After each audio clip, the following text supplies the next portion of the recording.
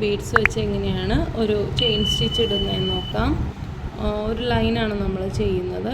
അപ്പോൾ ആദ്യം തന്നെ ബീഡ്സിനെ ലോഡ് ചെയ്ത് വയ്ക്കുക. എന്നിട്ട് താഴെ നമ്മൾ ആദ്യമേ പറയുന്ന പോലെ ത്രെഡ് പിടിച്ചേച്ചും ജസ്റ്റ് നീഡിൽ വെച്ചൊന്ന് കുത്തി കൊടുക്കുക, അതിലോട്ട് കൊളുത്തിയെടുക്കുക. ബീഡ്സ് വർക്കിൻ്റെ നീഡിലാണ് നമ്മൾ യൂസ് ചെയ്യുന്നത്. ചെയിൻ എടുത്തു.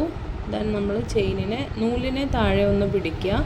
എന്നിട്ട് ഈ ചെയിനിനെ ഹുക്ക് വെച്ച് ഒന്ന് പൊക്കി പിടിക്കാം. ഇങ്ങനെ ഒരു സ്ട്രെയിറ്റ് ആയിട്ട് നിൽക്കുന്ന രീതിയിൽ വരണം. ഇങ്ങനെ അഴച്ചിട്ട് ചെയ്യരുത്.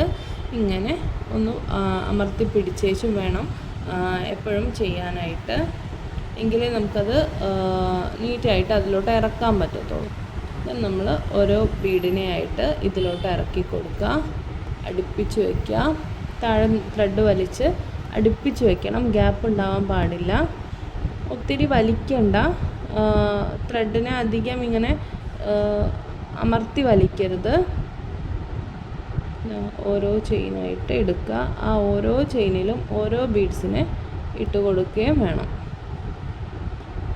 ബീഡ്സ് വർക്കിൻ്റെ നീഡിൽ നമുക്ക് ഒത്തിരി അങ്ങ് ബലം ഉണ്ടായിരിക്കില്ല. അതുകൊണ്ട് നമ്മൾ അമർത്തി പിടിക്കാൻ പാടില്ല. പയ്യെ പിടിച്ച് സോഫ്റ്റായിട്ട് പിടിച്ചേച്ചും വേണം ചെയ്യാനായിട്ട്. ഓരോ ബീഡ്സിനെ തന്നെ ഇറക്കി കൊടുക്കുക.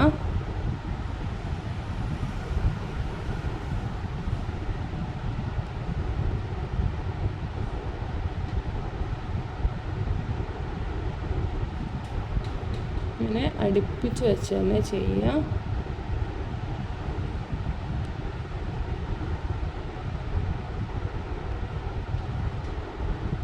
ബീഡ്സ് വർക്ക് ചെയ്യുമ്പോഴും നമ്മൾ കോർണറിൽ ചെയിൻ ലോക്കാണ് ഇട്ട് കൊടുക്കുന്നത്.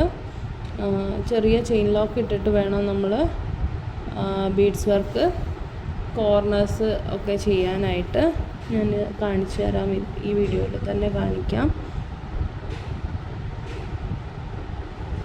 ഓക്കെ, ഇനി നമ്മളൊരു കോർണർ ചെയ്യുവാണ്. ഇവിടെ ചെറിയൊരു ചെയിൻ ലോക്ക് ഇട്ട് കൊടുത്ത ശേഷം നമുക്ക് അടുത്ത ഡയറക്ഷനിലോട്ട് പോവാം. ഡയറക്ഷൻ മാറുന്നതൊക്കെ സെയിം മെത്തേഡ് തന്നെയാണ്. നമ്മൾ ഹുക്കിനെ ജസ്റ്റ് ആ ഒരു ഡയറക്ഷനിലോട്ട് തിരിച്ചു പിടിച്ചാൽ മതി.